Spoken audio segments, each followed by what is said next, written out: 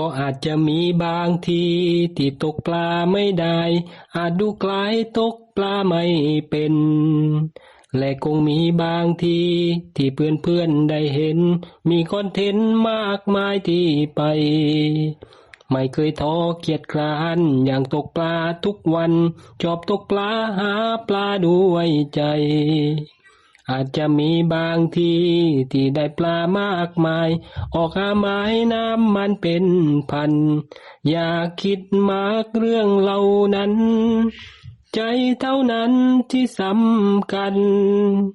เบ็ดรอกและกบยางที่เรานั้นได้พาไปพร้อมแล้วลุยเลยน้องเอ้ยใจเย็นเย็นตกปลาไม่เว้นพอเราเป็นโมเด็กตกปลา